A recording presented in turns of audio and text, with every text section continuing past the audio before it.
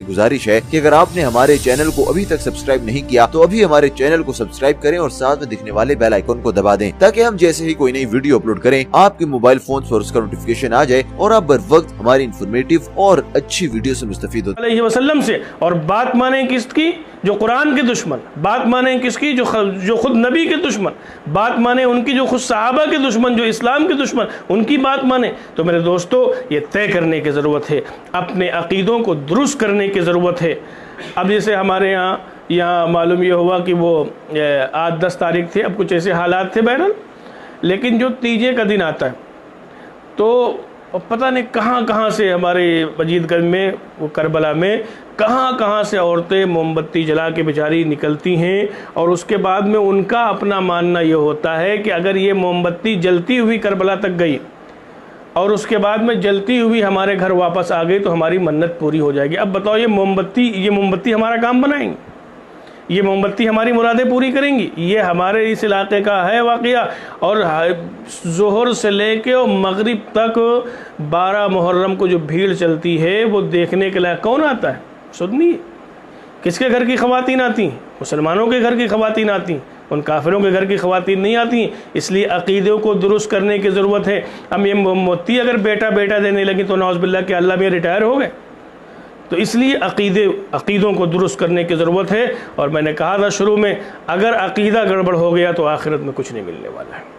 अगर अक़ीदा गड़बड़ हो गया कि अब मोमबत्ती जल गई, वहाँ तक चली गई और घर तक वापस आ गई तो लड़का हो जाएगा, लड़की हो जाएगी, बीमारी से शिफा मिल जाएगी, तो गोया नौज़ुबिल्लाह अल्लाह मियाँ आज के दिन जो है वो मालूमात है 12 मुहर्रम को रिटायर हो गए, अब वो ये मोमबत्ती ही काम करेंगी सब कुछ। इसलिए ये अक़ीदे की बात है कि समझें कि शैतान ने आपको कहाँ लगा दिया। पैगम्बर क्या फरमा रहे हैं? आका सल्लल्लाहु अलैहि वसल्लम की क्या तालीमात हैं? अल्लाह से मांगो, जब कोई हालात आए तो अल्लाह रब्बुल इज़्ज़त से मांगो। तुम्हारी मुश्किलों को हल करने वाली ज़ात अल्लाह की।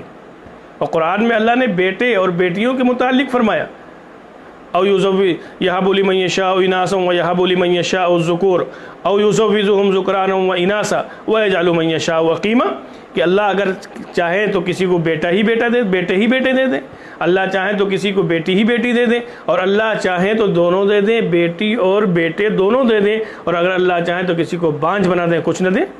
तो ये तो कुरान में अल्लाह फरमा रहे हैं।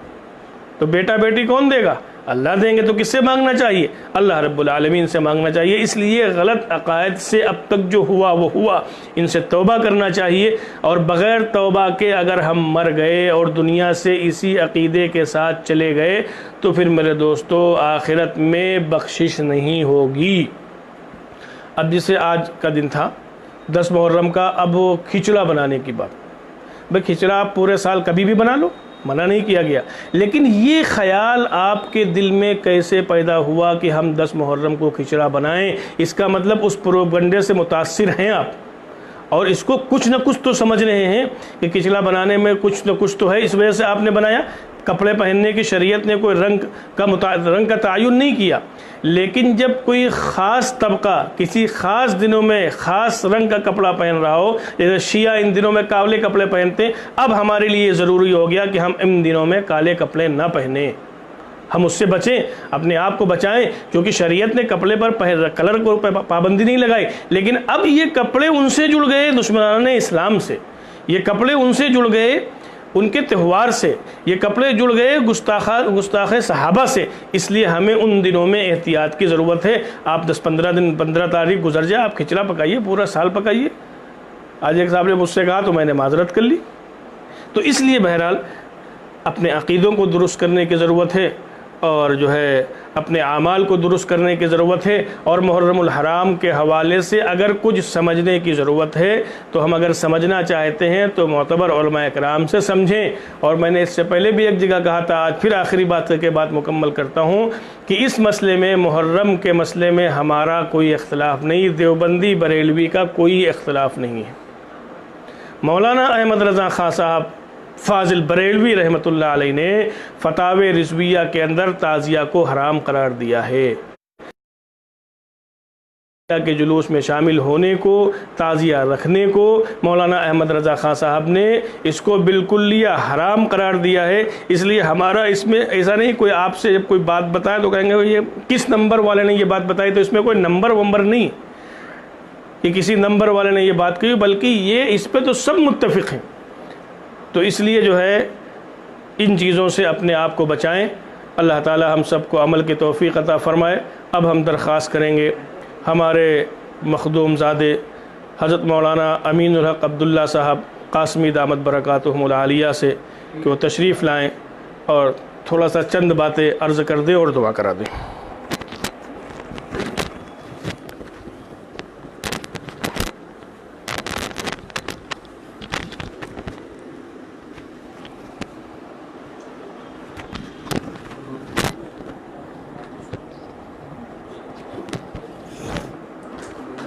بسم اللہ الرحمن الرحیم نحمده ونصلی علی رسولہ الکریم اما بعد۔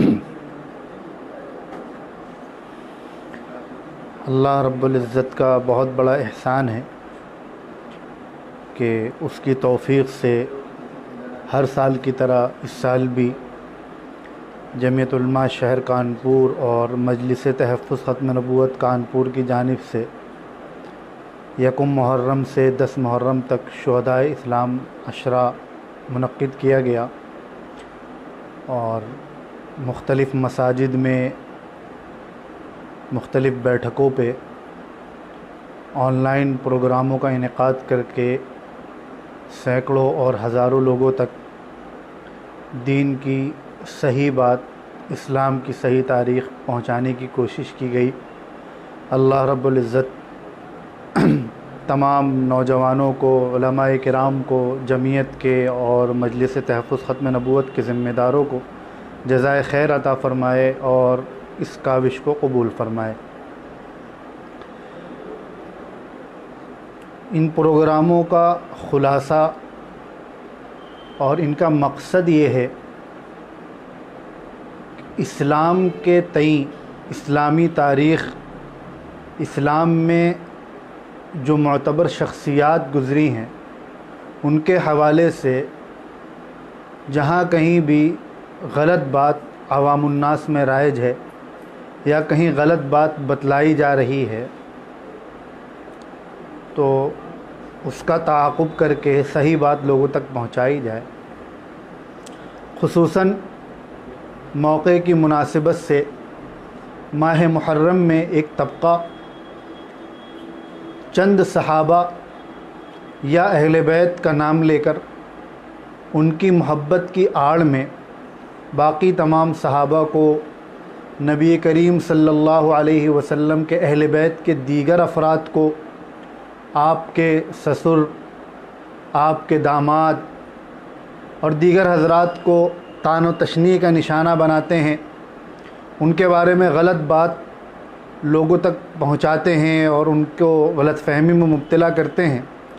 اس وجہ سے اس موقع پر خاص طور پر اس کا خیال کیا جاتا ہے کہ صحابہ کرام کی فضیلت، حضرات اہل بیت کی فضیلت، خلفائے راشدین خصوصاً سیدنا حضرت ابو بکر صدیق، سیدنا عمر فاروق، سیدنا عثمان، سیدنا حضرت علی، حضرات حسنین کریمین، سیدنا حسن، سیدنا حسین، حضور صلی اللہ علیہ وسلم کے سالے، کاتب وحی سیدنا حضرت امیر معاویہ، آپ صلی اللہ علیہ وسلم کے ازواج مطہرات خصوصاً سیدنا حضرت عائشہ، اور آپ صلی اللہ علیہ وسلم کی اولادوں میں آپ کی بیٹیاں، ان سب کا تذکرہ کیا جائے، ان کی منقبت بیان کی جائے، ان کی فضیلت بیان کی جائے، اور کہیں بھی کسی بھی طریقے سے ان حضرات کو نشانہ بنا کر دین کو، قرآن کو،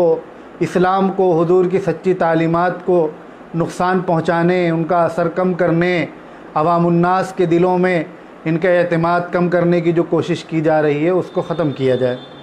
نبی کریم صلی اللہ علیہ وسلم اللہ کے آخری نبی تھے، آپ معصوم تھے۔ آپ صلی اللہ علیہ وسلم مکے میں پیدا ہوئے، مکے میں تشریف لائے، عرب کے باہر نہیں گئے۔ اس دین کو ساری دنیا تک، سارے لوگوں تک پہنچانے کے لیے اللہ رب العزت نے آپ کے ساتھیوں کا، حضرات صحابہ کرام کا انتخاب کیا۔ انہوں نے حضور صلی اللہ علیہ وسلم سے دین سیکھ کر سارے عالم میں دین کو پہنچایا۔ یہ حضرات دین کی بنیاد ہیں، اساس ہیں، حجت ہیں، معیار ہیں، نمونہ ہیں۔ خدا نہ خواستہ ان میں سے کسی ایک کے سلسلے میں بھی اگر اعتماد کمزور ہو گیا، شک و شبہ میں مبتلا ہو گئے تو دین سے شک پیدا ہو جائے گا، دین مشکوک ہو جائے گا، قرآن مشکوک ہو جائے گا، حضور علیہ الصلاۃ والسلام کی ذات مشکوک ہو جائے گی۔ اور اگر ان حضرات پر جتنا اعتماد مضبوط ہوتا جائے گا، یقین مضبوط ہوتا جائے گا، انشاءاللہ قرآن سے، حضور کی ذات سے، آپ کی بات سے، احادیث پہ اتنا ہی یقین بھی مضبوط ہوتا جائے گا، اتنی محبت بھی مضبوط ہوتی جائے گی۔ جس طرح صحابہ کرام رضوان اللہ علیہم اجمعین پہ آنچ آئے تو حضور صلی اللہ علیہ وسلم کی ذات پہ آنچ آتی ہے، اسلام پہ آنچ آتی ہے۔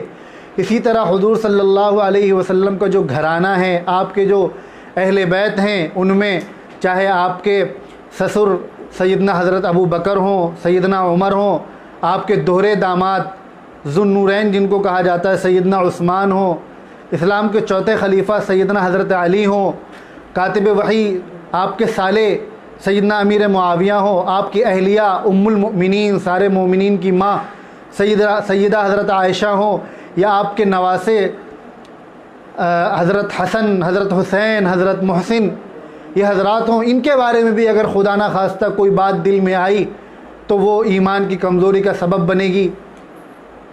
ان پروگراموں کے ذریعے بس یہی بات بتلانے کی کوشش کی جاتی ہے تاکہ لوگوں کا اپنے نبی سے، قرآن سے، شریعت سے، اللہ رب العزت سے تعلق مضبوط رہے، قائم رہے، اور انشاءاللہ یہی دنیا اور آخرت میں نجات کا اور سربلندی کا سبب بنے گا۔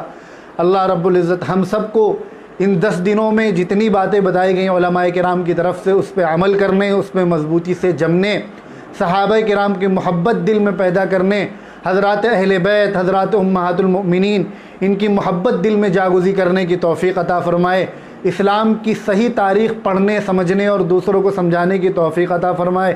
جو لوگ جانے اور انجانے میں اسلام کی تاریخ مسک کر رہے ہیں، اسلامی شخصیات کی تاریخ مسک کر رہے ہیں، ان کو ہدایت نصیب فرمائے اور ہم سب کو ان سے بچنے اور دوسروں کو بچانے کی توفیق عطا فرمائے۔ وآخر دعوانا ان الحمدللہ رب العالمین۔ دعا پڑھ لیجئے۔ سبحان اللہ و بحمدہ، سبحانک اللہم و بحمدک، نشہد ان لا الہ الا انت، نستغفرک و نتوب الیک۔ سبحان ربک رب العزت عما یصفون، وسلام علی المرسلین، والحمد للہ رب العالمین۔